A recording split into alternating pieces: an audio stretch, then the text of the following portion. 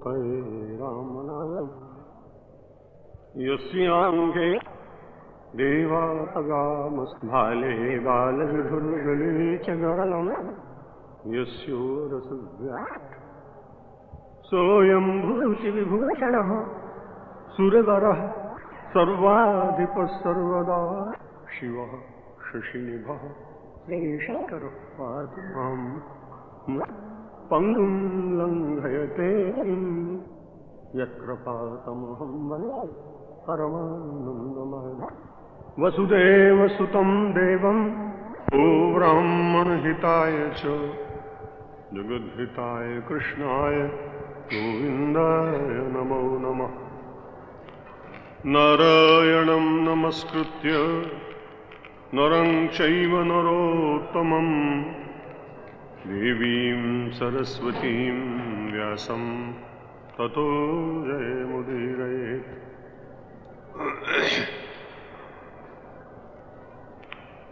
मंच पर विराजमान संत मंडल, आदरणीय श्री वाजपेयी जी, दूर दूर नगरों से और स्वदेश विदेश से आए हुए साधकगण, श्रोतागण, सम्माननीय बंधुओं और मातृशक्ति, हम सब लोग पिछले 3-4 दिनों से भगवान श्री राम के माध्यम से कुछ आध्यात्मिक चिंतन कर रहे हैं। हम सभी लोग जानते हैं कि इस देश में अनेक देवताओं का सम्मान है। प्रत्येक व्यक्ति की अपनी अपनी अलग अलग निष्ठा होने के कारण उसके साधना के क्षेत्र भी भिन्न हैं, पर साधना के पश्चात जो आनंद की अनुभूति होती है संसार में, वो सबकी एक ही अनुभूति होती है। मिष्ठान्न के रूप अलग अलग होते हैं, चाहे कोई व्यक्ति बालूशाही खाए और चाहे कोई कलाकंद, उसमें थोड़े से स्वाद के अंतर के बाद जो वास्तविक स्वाद है वो तो केवल उसके माधुर्य का ही होता है, और उस माधुर्य में संसार में कोई अंतर प्राप्त होता नहीं। वो माधुर्य और मधुरता लगभग एक ही साम्य अवस्था में प्रत्येक मिष्ठान्न के भीतर दिखाई पड़ती है। जिन पदार्थों के द्वारा वे भिन्न भिन्न रूप में होने पर भी अपने उस माधुर्य को प्रदान करते हैं, वो संसार में शर्करा भी लगभग एक ही होती है। ठीक इसी प्रकार से राम, कृष्ण, शिव, दुर्गा, गणपति, सूर्य और भिन्न भिन्न छोटे मोटे अन्य देवता जिनकी पूजा वनवासी करते हैं, और उनकी पूजा बड़ी सौम्य और साधारण होती है। संसार में संपन्न व्यक्तियों की पूजा के लिए बहुत अर्थ चाहिए, और दीन, गरीब, बलहीन, अशिक्षित व्यक्ति अपने परमात्मा को अपनी झोपड़ी के सामने ही एक पत्थर को सिंदूर से रंग देने के बाद उसमें भगवान की कल्पना कर लेता है। संपन्न लोगों को परमात्मा को सजाने में बहुत समय लगता है, क्योंकि वे स्वयं सज-धज कर रहते हैं, इसलिए उनको अपने आराध्य को भी श्रृंगारित करने की इच्छा ये मनोविज्ञान की दृष्टि से कुछ ठीक ही लगती होगी। लेकिन परमात्मा तो किसी भी रूप में पूजा जा सकता है, माना जा सकता है, आराधन उसका किया जा सकता है। हम सब लोग इन दिनों में भगवान श्री राम की चर्चा एक ग्रंथ के माध्यम से कर रहे हैं। उसकी महिमा आप कई दिन से श्रवण कर रहे हैं। महिमा इसलिए कही जाती है जिससे श्रद्धा बनी रहे। संसार में प्रत्येक चैनल के द्वारा, विज्ञापनों के द्वारा आप इस आधुनिक जगत में देखते हैं कि एक ही वस्तु का विज्ञापन हजारों बार किया जाता है, और इसलिए किया जाता है कि आदमी के दिमाग में दांतों को ठीक रखने के लिए कॉलगेट बस जाए और बालों को ठीक रखने के लिए वाटिका का तेल डाबर का बस जाए। इतनी आवश्यकता नहीं है उस विज्ञापन की, क्योंकि एक बार देख लिया। लेकिन उस महिमा को स्थापित करने के लिए करोड़ों रुपए खर्च किए जाते हैं। कुछ दिनों पहले मुझसे किसी ने पूछा कि हर ग्रंथ के पहले ये महात्म क्यों लिखा है।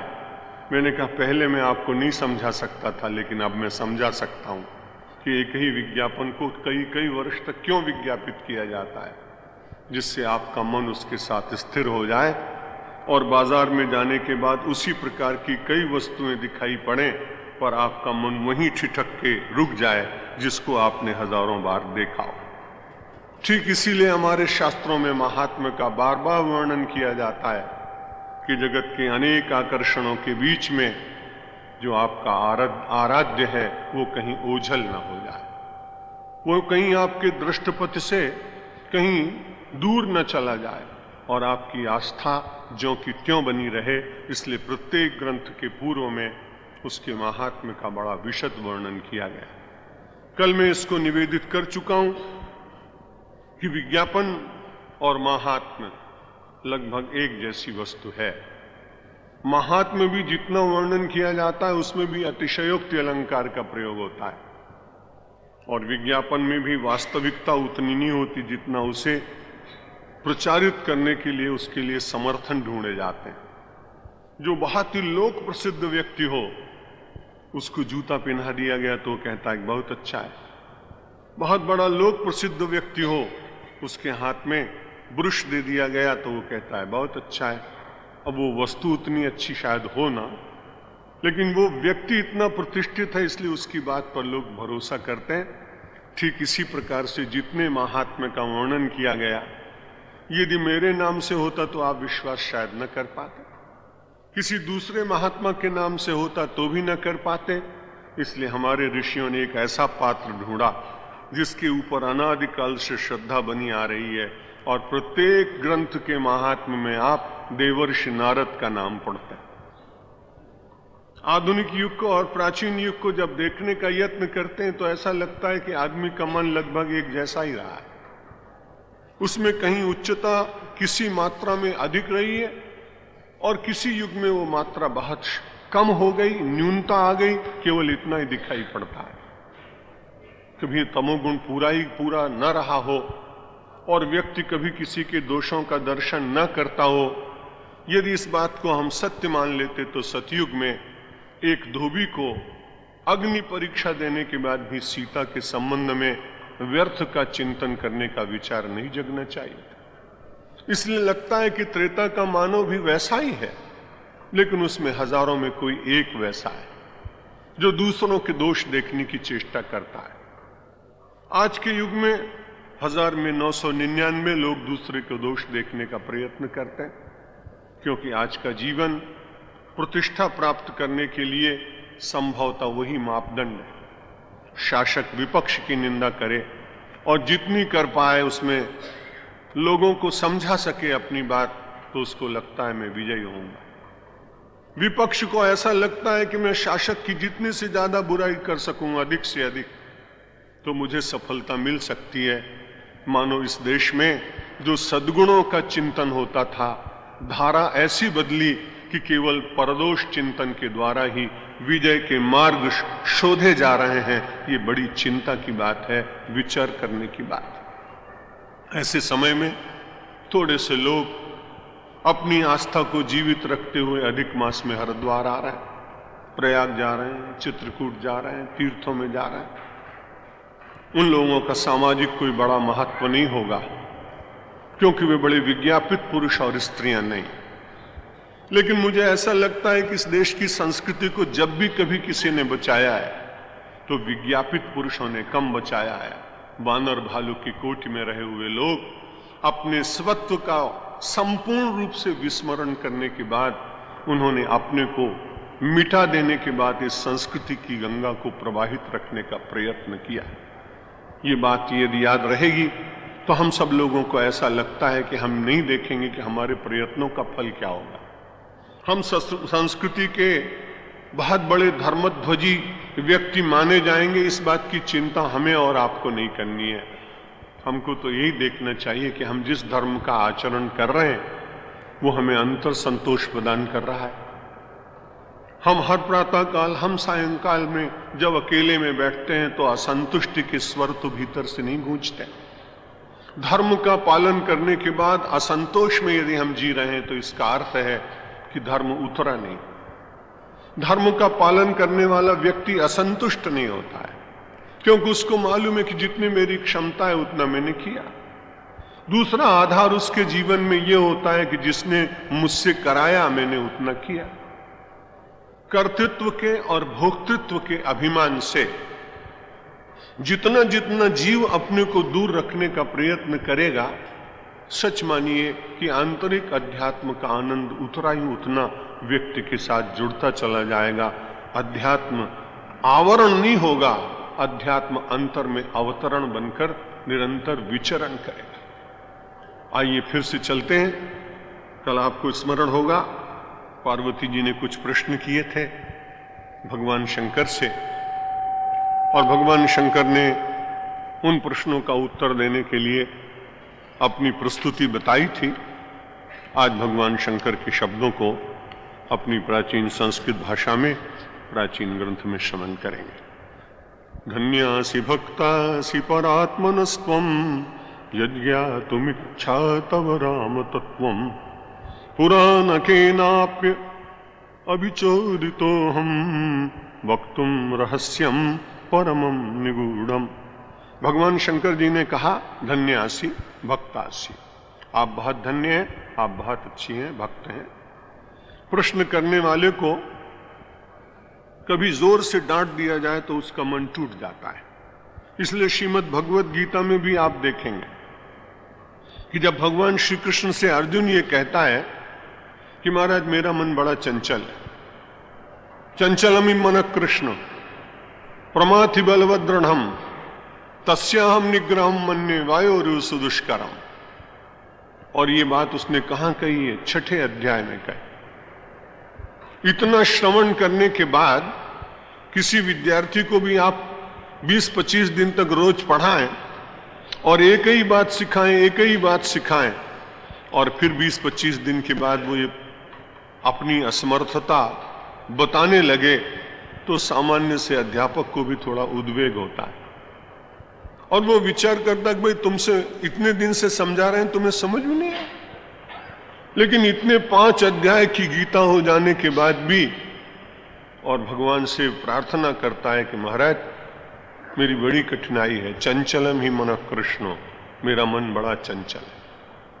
प्रमाथि बलवद दृढ़म, मैं बैठता हूं ध्यान करने के लिए, लेकिन जैसे यशोदा मैया अपनी हांडी में दधी का मंथन करने के लिए मथानी डालती है और दूध का रूप विकृत होकर वो छाछ बन जाता है, ठीक इसी प्रकार से महाराज आपके उपदेशों को श्रवण करने के बाद ध्यान तो करता हूं, लेकिन चंचलता की मथानी ऐसी चलती है कि मेरा जो कुछ भी ध्यानस्थ है वो सब विकृत हो जाता है। चंचलमी मन कृष्ण प्रमाथि बलवद दृढ़म, बहुत बलवान है मेरा मन, बहुत सुदृढ़ है। तस्याहम निग्रहम मन्ये वायोरिव सुदुष्करम, मैं उसका निग्रह करना इतना कठिन मानता हूं कि जैसे चलते हुए प्रभंजन को कोई रोक नहीं सकता, कोई आंधी को जैसे रोक नहीं सकता है, विराम नहीं दे सकता है, वैसे मैं अपने चंचल मन को रोक पाने में अपने को बहुत असमर्थ पाता हूं। इतनी गीता सुनने के बाद भगवान श्री कृष्ण को यह कह देना चाहिए था कि तुम इतने असमर्थ हो तो मैं अपनी गीता यहीं पूर्ण करता हूं, कि ऐसे अज्ञानी व्यक्ति को मैं कब तक सुनाऊं और बार बार कब तक कहूं। लेकिन भगवान जगत गुरु हैं और अपनी ये प्राचीन परंपरा है कि अज्ञ के सामने विज्ञ को उद्विग्न नहीं होना चाहिए। भगवान ने तत्काल कहा, कह रहे तुम्हारा मन चंचल है, ठीक बात है, चंचलम ही मन कृष्ण प्रमाथि बलवद दृढ़म तस्याहम निग्रहम मन्ये वायोरिव सुदुष्करम। तो भगवान श्री कृष्ण ने कहा कि बिल्कुल ठीक बात है, मैं तुम्हारे साथ सहमत हूं। और उन्होंने कहा कोई चिंता करने की बात नहीं है। भगवान ने डांटा नहीं, उसको फटकारा नहीं, उसको धिक्कारा नहीं, और उन्होंने कहा कि ठीक बात है, लेकिन मैं तुम्हें एक रास्ता छोटा सा बताता हूं, और उस मन को पकड़ना हो, चंचलम मन कृष्ण प्रमाथि बलवद दृढ़म तस्याम निग्रहम मन्ये वायोरिव सुदुष्करम। तो भगवान कहते हैं कि कौन्तेय तुम्हारी बात बिल्कुल ठीक है, लेकिन एक बात है, फिर प्रयत्न कर, अभ्यासेन तो कौन्तेय वैराग्येण च गृह्यते। तुम्हारा मन निश्चित रूप से वश में आ जाएगा। केवल इतना ही करो, अभ्यास करो, अभ्यास करो। और जिन पदार्थों की ओर तुम्हारा मन जाता है उनमें से थोड़ा हटाकर उसमें दोष देखने का प्रयत्न करो। संसार में कोई अपने ही शरीर में से निकले हुए पुरुष को कोई देखता नहीं। विष्टा को पुनः देखने की इच्छा नहीं होती, वमन को कोई देखने का प्रयत्न नहीं करता। ऐसे ही जिन पदार्थों में तुमको ऐसा लगता है कि ये बंधन का निर्माण कर रहे हैं, उन पदार्थों के भीतर विकृति का दर्शन करने का यत्न करोगे तो वैराग्य तुम्हारे मन में अपने आप जागे। हर एक व्यक्ति के अपने अपने मन की कठिनाई, किसी के मन में कामना की अधिकता है, किसी के मन में क्रोध की अधिकता है। कोई व्यक्ति पदार्थों के बहत होने पर भी प्रलोभन के बहुत बड़े वात चक्र में अपने को फंसता हुआ दिखाई पड़ता है। इसलिए हर एक व्यक्ति की अपनी अलग अलग समस्या, हर एक व्यक्ति का अपना अलग अलग मानसिक कष्ट, और उसको दूर करने के लिए दो उपाय सबके लिए एक जैसे हैं। अभ्यासेन तु कौन्तेय वैराग्येण च गृह्य। धीरे धीरे नित्य उसका अभ्यास हो। और जो वस्तु मुझे अंतर से कष्ट दे रही है, उस प्रकार के जीवन को जीने वाले इतिहास में कुछ लोग हुए होंगे, उनका स्मरण करके उनका परिणाम देखने का यत्न करना चाहिए। मानो मुझे किसी व्यक्ति को बार बार अपने अहंकृति के प्रदर्शन की आदत पड़ गई और वो कहता है कि नहीं, मैं ही संसार में जो कुछ कर सकता हूं मैं ही कर सकता हूं, और अपने उस अहंकार का प्रदर्शन वो अनजाने एक दिन में अनेक बार लोगों के सामने करता है। कोई सुधी व्यक्ति उसको स्मरण दिलाता है कि बात अच्छी नहीं, संसार में परमात्मा की कृपा के बिना कोई व्यक्ति कोई सफलता पाता नहीं, इसलिए तुम्हारे साफल्य के पीछे भी भगवत अनुग्रह होगा, उसे देखने की तुम चेष्टा करो। वो कहता है भगवान बीच में कहां से आ गए?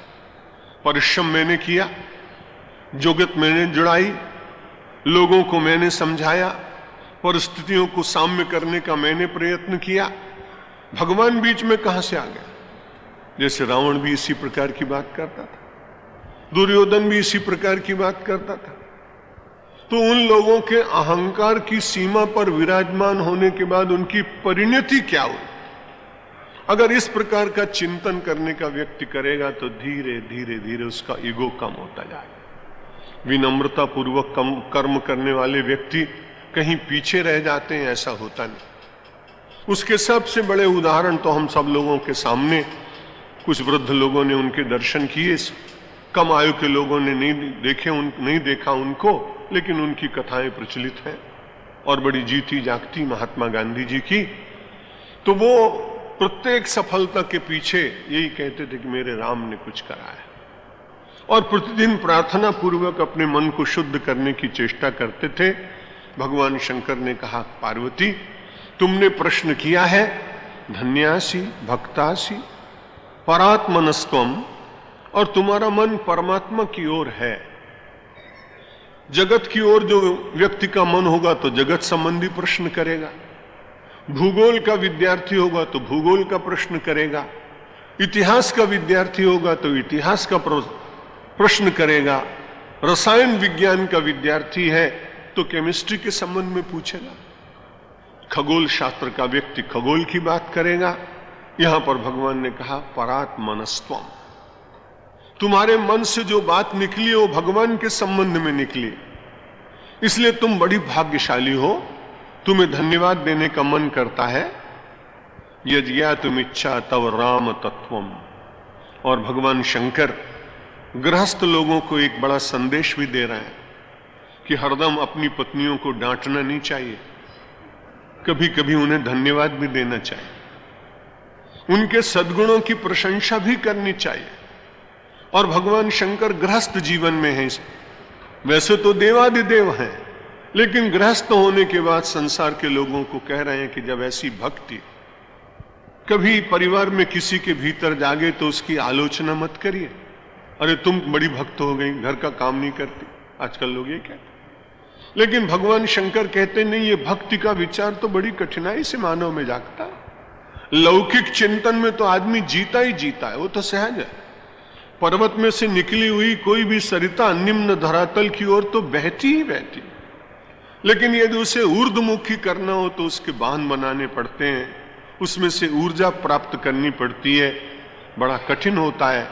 या फिर उस सरिता में उसी प्रकार का जल प्राप्त करने की इच्छा हो तो उस सरिता को जो निम्न धरातल पर बहती बहती थक गई, उसे अपना रूपांतरण करना पड़ता है और समुद्र में मिलने के बाद उसे मेघ बनना पड़ता है।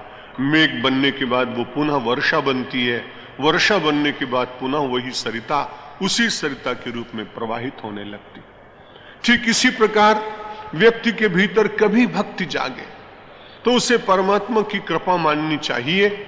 इसलिए भगवान शंकर अपनी अर्धांगिनी उमा की प्रशंसा करते हुए कहते हैं, धन्यासी भक्तासी परात्मनस्त्वम यज्ञातुम इच्छा तव राम तत्वम। तुम्हारे मन में राम तत्व को जानने की जो इच्छा जागी, ये बहुत ही अच्छे क्षण है। पुराण केनापि, इससे पूर्व मुझे ऐसा स्मरण है कि इतनी भक्ति पूर्वक किसी ने प्रश्न नहीं किया है। वक्तुम रहस्यम परमम निगूढ़म। और राम केवल अयोध्या में उत्पन्न होने वाले, प्रकट होने वाले राम, उनको तो सब लोग जानते हैं, उनकी गाथाएं तो बहुत प्रचलित हैं। लेकिन ये बड़ी अच्छी बात है कि तुमने जो मुझसे पूछा है, तुमने जानना चाहे रहस्यम परमम निगूढ़म, उस राम के संबंध में जो आध्यात्मिक रहस्य है और जो निगूढ़ तत्व है, उसको तुमने जानने की इच्छा व्यक्त की है। इसलिए मैं तुम्हें धन्यवाद देता हूं। त्वयाद्य भक्त्या परिनोदितो हम वक्षे नमस्कृत्य रघुत्तमं ते रामः परात्मा प्रकृतेर अनादि आनंद एकः पुरुषोत्तमो ही। भगवान श्री राम के संबंध में भगवान शंकर कह रहे हैं कि तुमने बड़ी भक्ति पूर्वक उस राम तत्व के संबंध में मुझसे जानने की इच्छा व्यक्त की है। इसलिए किसी के रहस्य को जानने के लिए उसकी निकटता बहुत आवश्यक है, क्योंकि जब तक व्यक्ति निकट नहीं होगा तब तक उसके रहस्य को नहीं जान सकता है। इसलिए भगवान शंकर कहते हैं कि उसके नैकट्य को प्राप्त करने के लिए सबसे पहले मैं रघुत्तमम, उन भगवान श्री राम के संबंध में मैं वंदना करता हूं। शैव और वैष्णवों की एकता का कैसा सुंदर दृश्य है। भगवान श्री राम शंकर जी को प्रणाम करेंगे कई स्थानों पर आगे, और यहां भगवान शंकर राम के रहस्य को जानने के लिए कहते मैं पहले रघुत्तमम नमस्कृत्यो, मैं पहले रघुवर को, श्री राम को नमस्कार करता हूं। और नमस्कार करने के बाद वो कहते हैं वास्तव में परमात्मा जो है वो अनादि है। उस अनादि परमात्मा का ही स्वरूप भक्तों की इच्छा के कारण अवतार के रूप में प्रकट होता है। लेकिन सबसे बड़ी अच्छी बात है कि जिन भगवान के संबंध में तुम मुझसे प्रश्न कर रही वो सामान्य नहीं। आनंद एकः पुरुषोत्तमो ही, वो पुरुषों में सर्वश्रेष्ठ है, पुरुषोत्तम। दो के लिए हमारे यहां पुरुषोत्तम शब्द का प्रयोग हुआ। एक भगवान श्री राम के लिए मर्यादा पुरुषोत्तम, और दूसरा भगवान श्री कृष्ण के लिए लीला पुरुषोत्तम। राम जो है वो मर्यादा पुरुषोत्तम है, इसलिए मर्यादा में व्यक्ति को रहना चाहिए, ऐसा संदेश उनके जीवन के प्रत्येक घटना से प्राप्त होता है। भगवान श्री कृष्ण के जो वचन हैं, जो श्रीमद् भगवत गीता के रूप में सारे संसार में और जीवन में ग्रहणी, राम का जीवन और राम की वाणी और राम का चरित्र, ये दोनों ही हम सब लोगों के लिए अनुकरणीय। लेकिन भगवान श्री कृष्ण के वचन वही अनुकरणीय, क्योंकि उनकी लीला का अनुकरण किया तो बहुत गड़बड़ हो जाए।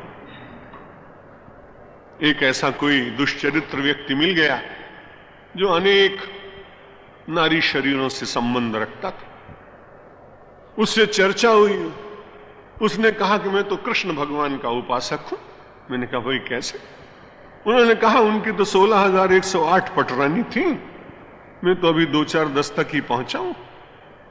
मुझे मन में बड़ी पीड़ा हुई, बड़ा कष्ट हुआ।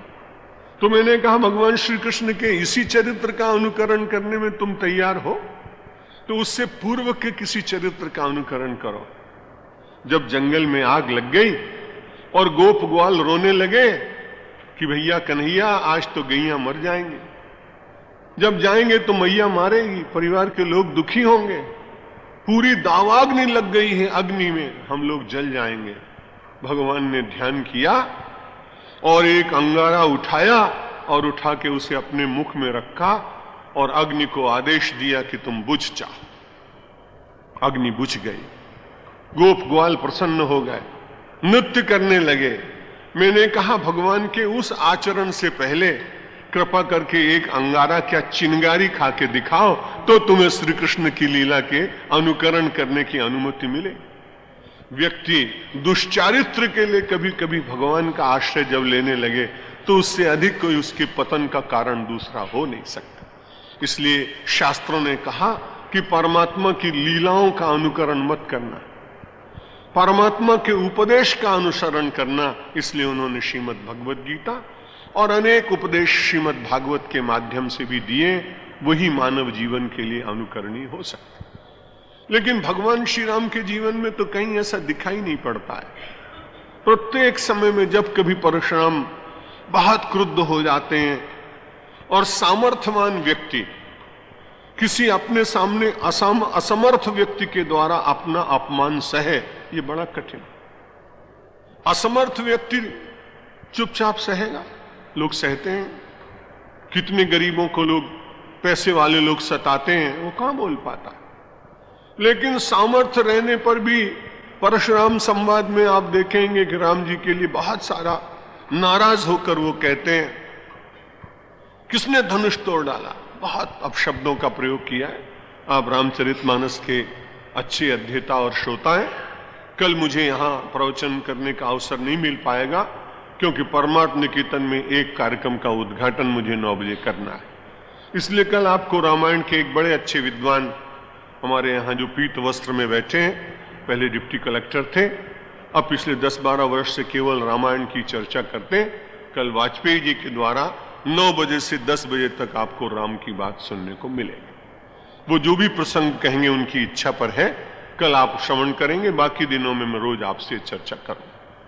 तो मैं निवेदन ये कर रहा था कि जब बहुत उनको अपशब्द कहे जाते हैं तो भी राम तुरंत कहते हैं, महाराज नाथ शंभु धनु भंजनिहारा, होई है को एक दास तुम्हारा।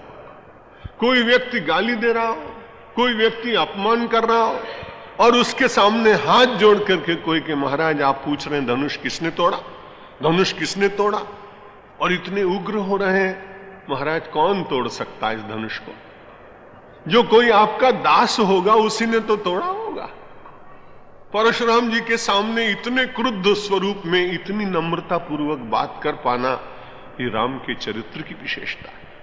आप उनके जीवन की प्रत्येक घटना में यदि शोध करेंगे तो एक परम उत्तम मानव का दर्शन होता है। भगवान होने पर भी उन्होंने मानवता का परित्याग कहीं नहीं किया है। इसलिए यहां पुरुषोत्तम शब्द का प्रयोग किया गया। और कल से जो मास प्रारंभ हो रहा है इसे अधिक मास कहते हैं, कोई इसे मलमास कहते हैं, अधिकांश लोग इसको पुरुषोत्तम मास कहते हैं। ये बड़ी अच्छी बात हुई कि पुरुषोत्तम मास में हम पुरुषोत्तम की चर्चा करेंगे और उससे अपने जीवन को उत्तम बनाने की यत्किंचित चेष्टा हमारी सफल हो पाएगी। ऐसे भगवान से प्रार्थना नित्य करते रहेंगे।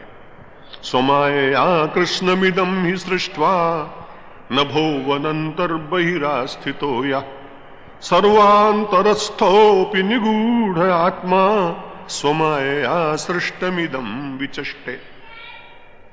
भगवान श्री राम के उस ब्रह्म स्वरूप का वर्णन करते हुए महर्षि कहते हैं कि उन्होंने अपनी ही इच्छा के द्वारा और लोगों के बारंबार आग्रह करने पर भक्ति से प्रसन्न होकर भगवान ने इस सारी सृष्टि का निर्माण किया। परमात्मा सब में व्याप्त है, जैसे आकाश सब में व्याप्त है। जब कभी वेदांत का आप श्रवण करेंगे तब आकाश की बात आपको सुनाई पड़ेगी। इसमें भी वर्णन आएगा। आकाश, जहां जहां अवकाश है वहां वहां आकाश। एक आकाश वो है जो एक मिट्टी के घड़े में दिखाई पड़ता है। वेदांत की भाषा में उसे हम लोग घटाकाश कहते हैं। एक मंदिर के भीतर गुंबद में जो आकाश दिखाई पड़ता है उसको हम सब लोग मठाकाश कहते हैं। और एक जो सर्वत्र व्याप्त है उसको हम महाकाश कहते हैं। लेकिन जो महाकाश है वही